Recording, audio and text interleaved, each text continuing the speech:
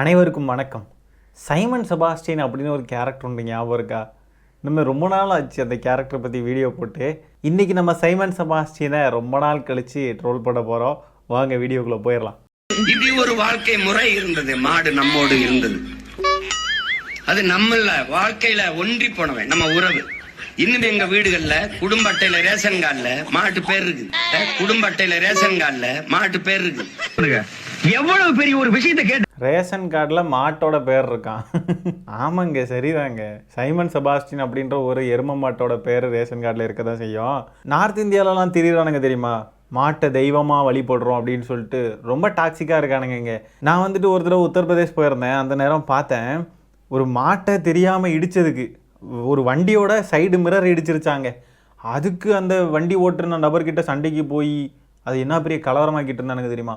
அந்த அளவுக்கு மோசமான டாக்ஸிக்கானவனுங்க. தெரியாமல் மாடு மேலே கொண்டு போய் ஏற்றிட்டாங்க, ஏதோ ஒரு சின்ன ஆக்சிடென்ட் ஆயிடுச்சு அப்படின்னு சொன்னாக்கா அதுக்கும் சண்டைக்கு வருவானுங்க. நம்மளையும் அவங்கள மாதிரியே அந்த நார்த் இந்தியாவிலலாம் இருக்காங்களே அந்த மாதிரியே மாட்டு வெறியன்கள் ஆக்குறதுக்காக சைமன் செபாஸ்டியன் முயற்சிக்கிறார் போல இருக்கிறது. அடுத்ததாக ஒரு செய்தி பாருங்க. நாம் தமிழர் கட்சியே அடுத்து கல்லிறக்கும் போராட்டத்தை முன்னெடுக்கும், நானே பனைமரம் ஏறி கல் இறக்குவேன் அப்படின்னு சொல்லி சைமன் செபாஸ்டியன் சொல்லியிருக்காப்புல. ஏற்கனவே ஒரு கல்லிறக்கும் போராட்டம் நடத்தியிருந்தாங்க, ஆனால் அது நாம் தமிழர் கட்சி நடத்தலை. இப்போ பார்த்தீங்கன்னா நாம் தமிழர் கட்சியே நடத்துமா, சைமன் செபாஸ்டியனே இவர் பனைமரம் ஏறி கல் இறக்குவாப்பிலையாம். பார்த்தீங்களா, பாஜகவுடைய திட்டத்தையும் அந்த கொள்கையையும் அப்படியே இங்கே நடைமுறைப்படுத்த துடிக்கிறாப்புல. பார்த்தீங்களா, முதல்ல இந்த மாட்டு வெறியர்களாக்குறதுக்கு, மாடு நம்ம குடும்பத்தில் உண்டு அப்படின்லாம் சொல்லி மாட்டு மேலே ஒரு பற்றை உண்டாக்க பார்க்கறது. அப்படியே இன்னொரு பக்கம் பார்த்தீங்கன்னா குலத்தொழிலை செய்கிறதுக்கு அப்படியே ஆதரிச்சு குலத்தொழில் பண்ணுறது தான் எல்லாருக்குமே சரி அப்படின்ற மாதிரி குலத்தொழில் பண்ண வைக்கிறதுக்கு முயற்சி பண்ணுறது. கேட்டால் தற்சார்பு பொருளாதாரம்னு ஒரு உருட்டுறது. பிள்ளைங்கள்லாம் படிக்கக்கூடாது, பிள்ளைங்கள்லாம் படித்து டிகிரிலாம் வாங்கி நல்லா முன்னேறிட்டாங்க அப்படின்னு சொன்னாக்க பாஜக ஆள முடியாது இல்லையா. எல்லாருமே கேள்வி கேட்க ஆரம்பிச்சிருவாங்க. அடுத்த தலைமுறை உருப்பட்டுரும் அப்படின்றதுக்காக பிள்ளைங்களெல்லாம் படிக்க விடக்கூடாது அப்படின்றதுக்காக தமிழன் அப்படின்ற போர்வையில் ஒருத்தனை பாஜக களமிறக்கி விட்டுருக்கு. அதுதான் சைமன் செபாஸ்டியன். இங்கே பாருங்களேன், ஒரு 8 வயசு சின்ன பையனை மரத்தில் ஏற விட்டு, பனை மரத்தில் ஏற விட்டு கல் இறக்க வைக்கிறதுக்கு இது பண்ணுறாங்க, பழக்கி விடுறாங்க இந்த வயசுலேயே. பார்த்துக்கோங்க. இதை வேற பெருமையாக வேற போட்டிருக்கானுங்க நாம் தமிழர் கட்சிக்காரனுங்க. கஷ்டப்பட்டு பிள்ளைங்களெல்லாம் படிக்க வச்சு முன்னுக்கு வர வைக்கிறதுக்கு எவ்வளோ முயற்சி பண்ணுனா, கவர்மெண்ட் எவ்வளோ திட்டங்கள் கொண்டு வந்துக்கிட்டு இருக்கு குழந்தைங்களுக்காக படித்து முன்னுக்க வரணும் அப்படின்னு. இங்கே பாருங்களேன், கல் இறக்குறதுக்கு பனைமரத்தில் ஏற வச்சதையெல்லாம் பெருமைன்னு சொல்லி வீடியோ போட்டுக்கிட்டு இருக்கானுங்க இந்த கிறுக்கனுங்க. அடுத்தவன் வீட்டு பிள்ளைங்களெல்லாம் இந்த மாதிரி பனைமரம் ஏற வச்சு கல் இறக்குறதுலாம் பண்ணுறாங்க இல்லையா. இதை சைமன் செபாஸ்டியன் வீட்டில் இருக்க பிள்ளைங்கள பண்ண வைக்கலாம்ல, பண்ண மாட்டாங்கல்ல. அதெல்லாம் அவருடைய வீட்டு பிள்ளைங்க மட்டும் அமெரிக்கன் ஸ்கூலில் 35 லட்ச ரூபா ஃபீஸ் கட்டி படிக்க வைப்பாங்க. ஆனால் அடுத்தவங்க வீட்டு பிள்ளைங்களெல்லாம் வந்து பனைமரம் ஏற விட்டு அதை கெத்து, இதெல்லாம் தற்சார்பு பொருளாதாரம் நமக்கு இதுதான் அப்படின்னு சொல்லி குலத்தொழிலுக்கு தள்ளிவிட்டு அதை கெத்துன்னு வேற அந்த பிள்ளைங்களுடைய மைண்ட்லேயே பதிய வச்சு இந்த மாதிரிலாம் பண்ணிக்கிட்டு இருப்பாங்க. சரியா படிப்பு வரலைன்னா வாத்தியாரே சொல்றாப்ல, நீ எல்லாம் ஆடு மாடு மேய்க்கத்தான் லாய்க்கணும். அம்பிட்டு கேவலமா போச்சு உனக்கு. என்ன இவெல்லாம் விவசாயம் பண்ணுவா, இவெல்லாம் ஐயோ பெரியார் மட்டும் வரலன்னா நான் விவசாயம் பார்த்திருப்பேன். நல்ல வேலை அந்த வராமலே இருந்திருந்தா பல பேர் விவசாயம் பார்த்திருப்பான் இருக்கு. இவன் சொல்றது பெரியார் மட்டும் வரல நல்லா விவசாயம் இருந்திருப்பேன் அப்படின்னு. அப்புறம் வீட்டுல வேண்டது மண்ணலி திம்பிய உங்களுக்கு கேவலமா போச்சு. என்ன வேளாண்மை செய்யறது? வேளாண்மை என்பது ஒரு வாழ்வியல், அதுபோல அரசியல் என்பதும் ஒரு வாழ்வியல், அறிவியல் புவியியல் போல அது ஒரு வாழ்வியல். வரிசையில் நின்று 1000-500க்கு வாக்கை விற்கிற சந்தை இல்லை. ஏன் இந்த ஆள் படத்தை இவருக்கு எங்களுக்கு என்ன இருக்குது? எங்க அண்ணன் கூட அவரை பார்த்திருக்கலாம், நான் எல்லாம் பார்த்ததே கிடையாது. எனக்கு அவருக்கு என்ன சம்பந்தம் இருக்குது? யாரு? ஏன் சீமான்னு ஒருத்தன் ராமநாதபுரத்துல ஆடு மாடு மேய்ச்சிக்கிட்டு தெரியாம படிச்சுட்டு திரைப்படத்துல இயக்குனர் ஆகியிருக்கான்னா அதுக்கு ஒரே ஆள் தான் காரணம், இந்த ஆள் தான். அந்த நன்றிகளுக்காக சாகும் வரை, உயிர் உள்ள வரை அவர் என்ன பணியை செய்தாரோ அந்த பணியை செய்து சாகிறது முடிவெடுத்திருக்க.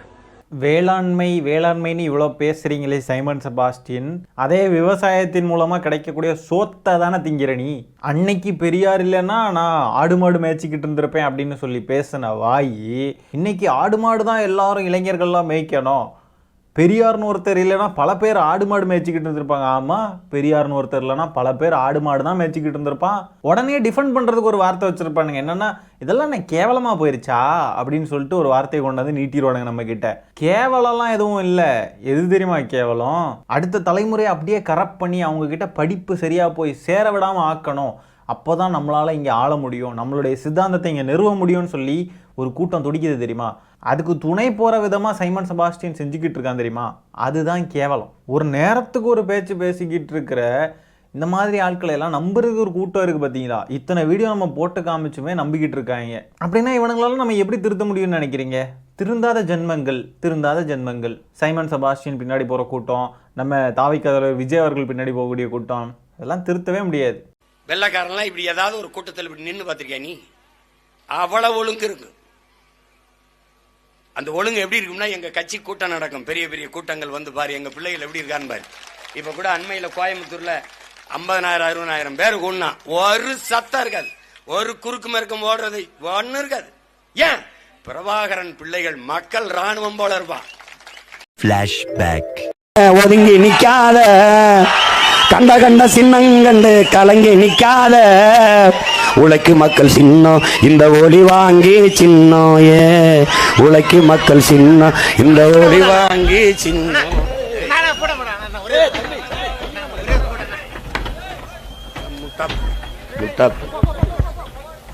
End of flashback.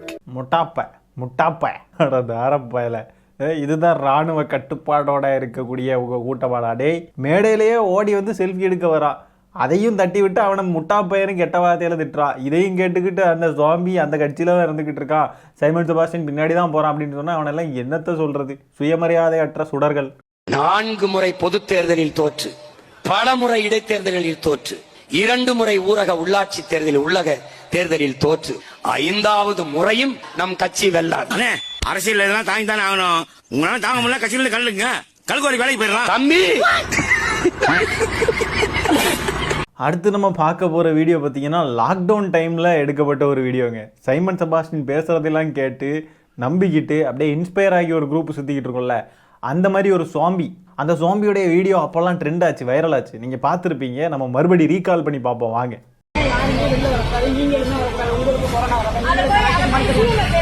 என்ன வரைக்கணுங்க, இது ஏன் ஊரு என் கோட்டை, இங்க வரைக்கணுங்க. அவர் என்ன ஓட்டு கட்டு மட்டும் வர்றாருல, அப்புறம் எனக்கு இங்க வரைக்கணுங்க, இந்த இடத்துக்கு வரைக்கணுங்க. அதெல்லாம் இல்ல, என் உரிமை மறுக்கப்படும் போது அயல்நாட்டுல அடிமையாக்க போடுறேன். வரைக்கணுங்க. முன்னாடி வந்து கேள்வி கேட்கணும், ஏன், எதற்கு, எப்படி, எங்கே, எப்படி, அதுக்கான ஆன்சர் இருந்தா என் முன்னாடி வந்து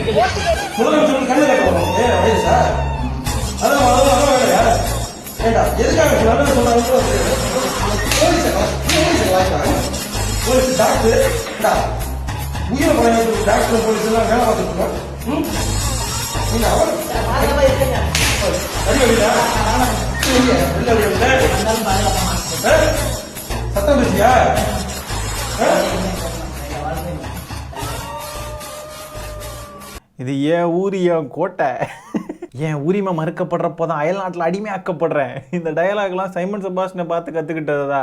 எந்த அளவுக்கு பிரெயின் வாஷ் ஆகியிருக்காங்க அப்படின்னு பார்த்தீங்களா? உரிமை மறுக்கப்பட்டுச்சான், அயல்நாட்டில் அடிமையானானா? என்னடா பேசுறீங்க? எங்கடா உரிமை மறுக்கப்பட்டுச்சு, எங்கடா அடிமையானீங்க, என்னடா பேசுறீங்க கிறுக்கு பசங்க? சரி மக்களே, இந்த காணொலியை நான் அதோட என் பண்ணிக்கிறேன். இந்த வீடியோவில் நம்ம பேசுகிற விஷயங்களை பற்றி உங்களுடைய கருத்துக்கள் என்னன்றதை கமெண்ட்டில் பதிவு பண்ணுங்கள். வீடியோ பிடிச்சிருந்தா ஒரு லைக்கை தட்டிவிட்டு 4 பேருக்கு ஷேர் பண்ணுங்கள். முக்கியமாக நம்ம சேனலை சப்ஸ்கிரைப் பண்ணி வச்சுக்கோங்க. மீண்டும் இன்னொரு காணொலியில் சீக்கிரமாக உங்களை சந்திக்கிறேன். அது வரைக்கும் டடா பாய், டேக் கேர்.